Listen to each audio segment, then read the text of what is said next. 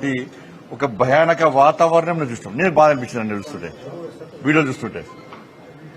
గంట గుంజుకోపోతుంది, అమ్మాయిలా పట్టుకొని గంట గుంజుకోపోతారా? ఈడ్చుకోబోతున్నారు. కనీసం మానవత్వం ముఖ్యమంత్రి గారికి, కనీసం వాళ్ళ భూములు అమ్ముకుంటారు, మా భూములు ఎందుకు అమ్ముకుంటారు అని చెప్పి ప్రశ్నించే ప్రయత్నం చేస్తే మీరు దొంగతనం లెక్క, అర్ధరాత్రి దొంగల లెక్క జేసీబీలను 10 జేసీబీలు తీసుకుపోయి రాత్రి మొత్తం చెట్లు కొట్టేస్తారు, నిబంధనల విరుద్ధంగా భూమిని చదువుని చేస్తారు. విద్యార్థుల యూనివర్సిటీకి పోయి మీరు ఏ అధికారంతో మీరు పోతున్నారు? మా భూములు, మా యూనివర్సిటీ భూములు అమ్మకండి అని చెప్పి ఆపే ప్రయత్నం చేస్తే వాళ్ళని గొడ్లను నేను చాలా బాధ అనిపించింది. నేను చూస్తుంటే ఆ చిన్న చిన్న అమ్మాయిలను గుంజుకోబోతుంటే ప్రతి ఒక్కరు ఏడిచారు. ఆ వీడియోలు చూసినా ప్రతి ఒక్కరు ఏడిచారు. మానవత్వంలో మాత్రం ఏడిచారు. ఇక మానవత్వంలో కాంగ్రెస్ వాళ్ళు మాత్రం అది గొప్ప చెప్పుకుంటారు. వాళ్ళు 400 ఎకరాలు అమ్మి ఎల్మి రాష్ట్రాన్ని పాలిస్తారు, జీతాలు ఇస్తారు, మీరు పాలిస్తారు, అంతే కదా. ఎస్సీ భూములు అమ్మకుంటే ఇక పాలించే స్థితిలో లేదు తెలంగాణ రాష్ట్ర తెలంగాణలో కాంగ్రెస్ పార్టీ ప్రభుత్వం. ఎస్సీ భూములు అమ్మకుంటే తెలంగాణ రాష్ట్రాన్ని పాలించే స్థితిలో కాంగ్రెస్ ప్రభుత్వం లేదు. ఈ నెల గడవాలంటే ఎస్సీ భూములు అమ్మాలి, 1000 కోట్లు సంపాదించాలి, 50,000 కోట్ల దాకా సంపాదించుకోవాలి. ఈ నెల 40 రోజులు తెలంగాణ రాష్ట్రాన్ని పాలించాలి. నెక్స్ట్ మళ్ళీ ఇంకో భూములు అమ్మాలి. అంటే రాబోయే తరాలకు ఒక గజం జాగ కూడా ఉంచే పరిస్థితిలో కాంగ్రెస్ పార్టీ ప్రభుత్వం లేదు. గజం జాగుండే రాబోయే తరాలకు అన్నం వేస్తారు. ఇక అంటే ఏవీవీపీ కార్యకర్తలను అడ్డుకుంటే, ఆందోళన చేస్తే రాత్రి ఎత్తుకపోయారు, పోలీస్ స్టేషన్ లోపల కొట్టారు. ఏవీవీపీ కార్యకర్తలు 3 పోలీస్ స్టేషన్ లోపల కొట్టారు. ఒక కార్యకర్తను రాత్రి కూడా వదిలిపెట్టలే. అర్ధరాత్రి కొంతమంది వదిలిపెట్టారు, ఇంకో 2 కార్యకర్తలు రాత్రి కూడా వదిలిపెట్టలే. ఇంత ఘోరమైన అరాచకమా? బీఆర్ఎస్ పార్టీ కంటే ఎక్కువ అరాచకం ఇప్పుడు కాంగ్రెస్ పార్టీలో. ఇంత అరాచకం మంచి కాదు. ఇప్పటికైనా ఆ భూముల అమ్మకాన్ని వెంటనే నిలిపియాలని చెప్పి భారతీయ జనతా పార్టీ డిమాండ్ చేస్తున్నది. ఎవరైతే విద్యార్థుల మీద లాఠీచార్జ్ చేశారో, విద్యార్థులు కొట్టారో ఆ పోలీస్ అధికారులుగా చర్య తీసుకోవాలి. ఫస్ట్ యాక్షన్ తీసుకోండి. మీరు విచారణ జరపాలి. మీరు హోమ్ మినిస్టర్ గానే చెప్తున్నాను నేను. మాకు విచారణ జరిపే అధికారం లేదు కాబట్టి మీకు చెప్తున్నాను నేను. ఇలా విద్యా కమిషన్ వేసారు, అర్బన్ నక్సల్ తీసుకొచ్చి విద్యా కమిషన్ వేసారు. మరి ఎడవేరు మీ నోర్లు ఎవడమైనాయి? మిమ్మల్ని విద్యా కమిషన్ చైర్మన్లుగా, మెంబర్లుగా కాంగ్రెస్ పార్టీ ప్రభుత్వం వేసింది కదా. మీరు గతంలో ఉద్యమాలు చేశారు కదా. మీరు నక్సల్ సిద్ధాంతం కదా, మావోయిస్టు భావాజాలం కదా. మీరు ప్రజా సమస్యల్లో కొట్లాడతారు కదా, పేదల కోసం కొట్లాడతారు కదా, కొట్లాడిన వాళ్ళు అని చెప్పుకుంటారు కదా. మరి ఇలా ఎస్యూ భూములు అమ్మితే ఈ విద్యా కమిషన్ చైర్మన్లు, మెంబర్లు మీ నోరు లేడమైనాయి. మీరు కాంగ్రెస్ పార్టీ ప్రభుత్వాన్ని ఎందుకు ప్రశ్నిస్తలేరు? మీరు ప్రశ్నిస్తలేరు అంటే ఎస్యూ భూములను మీరు సమర్థిస్తున్నట్టే. కమ్యూనిస్టు భావాజాలను మీరందరూ కూడా సమర్థిస్తున్నట్టే. మీ భూములు అమ్ముకోండి అని కాంగ్రెస్ పార్టీ కానీ అమ్ముకునే విధంగా స్వేచ్ఛనిస్తున్నట్టే. వాళ్ళ కంచి వీళ్ళు కమిషన్ తీసుకుంటారు. వీళ్ళు వాటా వీళ్ళకి వస్తుంది. ఏడమైనా మీ కమిషన్ చైర్మన్ అండి, మీరు ఉద్యమకారులు కదా. కానీ వెంటనే ప్రభుత్వం తన నిర్ణయాన్ని ఉపసంహరించుకోవాలని చెప్పి భారతీయ జనతా పార్టీ డిమాండ్ చేస్తున్నది. విద్యార్థులు చేసేటువంటి ఆందోళనకు భారతీయ జనతా పార్టీ పూర్తి మద్దతిస్తాం. ఇది పూర్తిగా ప్రజాస్వామ్య వ్యతిరేకం. ఇది భూములమ్మి రాష్ట్రాన్ని పాలిస్తారంటే ఇటువంటి ప్రభుత్వం ప్రజలకు అవసరం లేదు.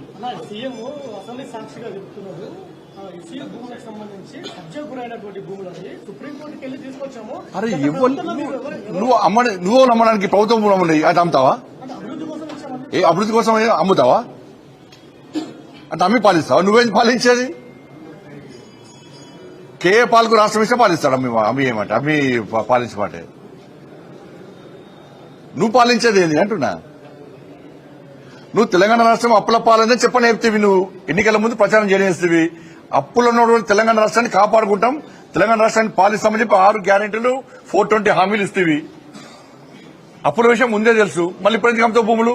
చెప్పండి. అప్పుడే మేము భూములు అమ్ముతాం, ప్రజల ఆస్తులు అమ్ముతాం, అమ్మి రాష్ట్రాన్ని పాలిస్తాం ముందు చెప్తే 1 కోటి పడకపోతుండే, 1 సీట్ రాకపోతుండే. నీకు ముందెందుకు చెప్పాడు ఎన్నికల ముందు?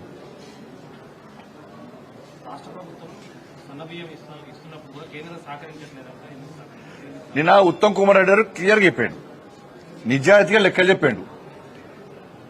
మొన్నటి వరకు కూడా 10,000 కోట్ల రూపాయలు మేము ప్రతి సంవత్సరం ఖర్చు పెడుతున్నాం ఈ బియ్యం కోసమని. ఒక్కొక్క కిలోకు 40 రూపాయలు ఖర్చు పెడుతున్నాం ఒక్కొక్క కిలోకు బియ్యం కోసం అని చెప్పి అన్నారు. నేనేమంటున్నా అంటే ఈ 5 కిలోల బియ్యము కేంద్రం ఇస్తుందా రాష్ట్ర ప్రభుత్వం ఇస్తుందా స్పష్టం చేయాలి. ఈ 10,000 రూపాయలు కేంద్ర ప్రభుత్వం 10,000 కోట్ల రూపాయలు ఈ 10,000 కోట్ల రూపాయలు కేంద్ర ప్రభుత్వం ఇస్తుందా రాష్ట్ర ప్రభుత్వం ఖర్చు పెడుతుందా స్పష్టం చేయాలి. కిలోకు 40 రూపాయలు కేంద్ర ప్రభుత్వం భరిస్తుందా రాష్ట్ర ప్రభుత్వం భరిస్తుందా స్పష్టం చేయాలి. మీరు పెడతలేము, కేంద్రం పెడతలేదు, రాష్ట్ర ప్రభుత్వం పెడుతుందంటేనే దాన్ని ప్రూవ్ చేస్తాను నేను. అరే 10,000 కోట్ల రూపాయలు సంవత్సరానికి ఖర్చు పెట్టేది కేంద్ర ప్రభుత్వం, నరేంద్ర మోడీ గారి ప్రభుత్వం. కిలోకు 40 రూపాయలు ఖర్చు పెట్టేది నరేంద్ర మోడీ గారి ప్రభుత్వం. మిల్లింగ్ నుంచి ఇవాళ ట్రాన్స్పోర్టేషన్ కానీ సుధీర్ తాలూపాచాలని గోన సంచి పైసలు కానీ లాస్ట్ కు వీళ్ళు కొనుగోలు ముందు వీలు చేయాల్సి వస్తుంది, రాష్ట్ర ప్రభుత్వం కొనుగోలు చేయాల్సి వస్తుంది. దానికి మిత్తి చేసుకుంటారు. ఆ ఇంట్రెస్ట్ పైసలు కూడా కేంద్రమే కడుతున్నది. అరే 40 రూపాయలు ఇచ్చేది మేము, 5 కిలోల బియ్యం ఫ్రీ ఇచ్చేది మేము, కేంద్ర ప్రభుత్వం ఇస్తుంది, మోడీ గారి ప్రభుత్వం ఇస్తుంది. 10,000 కోట్ల రూపాయలు ఖర్చు పెట్టేది కేంద్ర ప్రభుత్వము. ఫోటో మాత్రం మీరు పెట్టుకుంటారు. 10 రూపాయలు యాడ్ చేసారు. మీరు ఇచ్చేది ఎంత? 10 రూపాయలు ఇచ్చారు. 10 రూపాయలు ఇచ్చి అంగు ఆర్పాటాలు చేస్తున్నారు. మరి 40 రూపాయలు ఇచ్చిన మోడీ గారు ఏమనాలి? 10,000 కోట్ల రూపాయలు ఖర్చు పెట్టిన మోడీ గారు ఏమనాలి? నీకు అదన భారం ఎంత పడుతుంది? 2,000 కోట్లు అదన భారం పడుతుంది. ఇలా అందుకే భారతీయ జనతా పార్టీ కార్యకర్తలకు అప్పీల్ చేస్తున్నా, మీరు వెంటనే రేషన్ షాప్లకు వెళ్ళండి, వీళ్ళిచ్చే బియ్యాన్ని తనిఖీ చేయండి. ఇది కేంద్ర ప్రభుత్వము కిలోకు 40 రూపాయలు ఖర్చు పెడుతుందని చెప్పండి. 10,000 కోట్ల రూపాయలు ప్రతి సంవత్సరంలో ఖర్చు పెడుతుందన్న విషయాన్ని చెప్పండి. చెప్పి అలా ప్రజలకు వాస్తవాలు చెప్పాలి. ప్రజలు తెలంగాణ సమాజం ఆలోచించాలి. 40 రూపాయలు ఖర్చు పెట్టే మోడీ గారు గొప్పరా, 10 రూపాయలు ఖర్చు పెట్టే కాంగ్రెస్ పార్టీ గొప్ప పార్టీ? ఆలోచించండి మీరు. అలా 10,000 కోట్ల రూపాయలు తెలంగాణ రాష్ట్రానికి బియ్యం కోసం ఖర్చు పెట్టే భారతీయ జనతా పార్టీ ఎన్డీఏ ప్రభుత్వం గొప్పదా? 2,000 కోట్ల రూపాయలు ఖర్చు పెట్టే కాంగ్రెస్ పార్టీ ప్రభుత్వం గొప్పదా? ఒకసారి ఆలోచించండి. ఈ పైసలు కేంద్రాన్ని పేరు మాత్రమే చెప్పుకుంటున్నారు. మోడీ గారు ఫోటో పెట్టమంటే ఈడ పెట్టాలన్నా, ముఖ్యమంత్రి రేవంత్ రెడ్డి గారు ఫోటో పెట్టాలి. అరే రేవంత్ రెడ్డి గారి ఫోటో పెట్టద్దని మేము అంటలేము, మీ ఫోటో పెట్టుకోవడం మాకు ఏం అభ్యంతరం లేదు. కానీ మోడీ గారి ఫోటో ఎందుకు పెట్టారు అంటున్నాను నేను. కనీసం నేను అంత పెద్ద ప్రారంభోత్సవ కార్యక్రమం పెట్టినప్పుడు సన్న బియ్యంది ఒక్కసారన్నా కనీసం మీ నోటి ద్వారా కేంద్ర ప్రభుత్వం సహకరిస్తున్నది, 10,000 కోట్ల రూపాయలు మాకు ఇస్తున్నది, 40 రూపాయలు కిలోకి ఇస్తున్నది, దాన్ని 10,000 రూపాయలు యాడ్ చేస్తే చెప్పుకోని ఇబ్బంది లేదు. కానీ కనీసం పేరు చెప్తలేరు. చెప్పాలి, నేను 10,000 కోట్ల రూపాయలు అంటే నేను ప్రూఫ్ చేస్తాను. దాన్ని మా సవాల్ సిద్ధమా? కాంగ్రెస్ పార్టీ చెప్పాలి. ఏడవనంతే. దాంతోపాటు లోకల్ బాడీ ఎలక్షన్స్, హైదరాబాద్ స్థానిక సంస్థల ఎన్నికల్లో కాంగ్రెస్, బీఆర్ఎస్, ఎంఐఎం 3 పార్టీలు ఒకటేనాయి. కాంగ్రెస్ పార్టీ ఎంఐఎం సపోర్ట్ గా ఇలా పోటీ తప్పుకునే ప్రయత్నం చేస్తుంది. బీఆర్ఎస్ పార్టీకి మెజార్టీ ఉన్నప్పుడు కూడా దాదాపు 70 ఓట్లకు పైగా ఉన్నప్పుడు కూడా ఇలా పోటీ చేయడానికి ఇలా ముందుకు వస్తలేదు. ఎందుకంటే కాంగ్రెస్ పార్టీ సహకరించడానికి ఇలా ఈ భాషా పేరుతోని, దక్షిణ భారతం పేరుతోని, దక్షిణాది రాష్ట్రాల పేరుతోని ఇలా చెన్నైలో జరిగిన సమావేశానికి కాంగ్రెస్ అనేది బీఆర్ఎస్ ఇద్దరు అనుకుని వేరు. మళ్ళీ హైదరాబాద్ లో పెట్టే మీటింగ్ కూడా ఇద్దరు కలిసి అరేంజ్మెంట్ చేస్తున్నారు. ఎవరోని పిలవాలి, ఏ పార్టీ పిలవాలి, బీఆర్ఎస్ పార్టీ కాంగ్రెస్ పార్టీ అనుకునే పిలుస్తున్నారు. ఇలా స్థానిక సంస్థలు ఇక్కడ ఈ లోకల్ బాడీ ఎన్నికల్లో కూడా, ఎమ్మెల్సీ ఎన్నికల్లో కూడా కాంగ్రెస్, బీఆర్ఎస్ కలిసే ఎంఐఎం పార్టీకి మద్దతు తెలిపే ప్రయత్నం చేస్తున్నారు. ఇవాళ కాంగ్రెస్ పార్టీకి 2 కార్పొరేట్ సీట్లు ఉన్నాయి. 20 మంది బీఆర్ఎస్ వాళ్ళు జైన్ అయ్యారు. అలా ఎంపీ ఉన్నాడు, ఎమ్మెల్యే ఉన్నాడు, ఎమ్మెల్సీ ఉన్నారు, పోటీ చేస్తలేరు. బీఆర్ఎస్ పార్టీకి 54 మందో 55 మందో కార్పొరేటర్లు ఉన్నారు,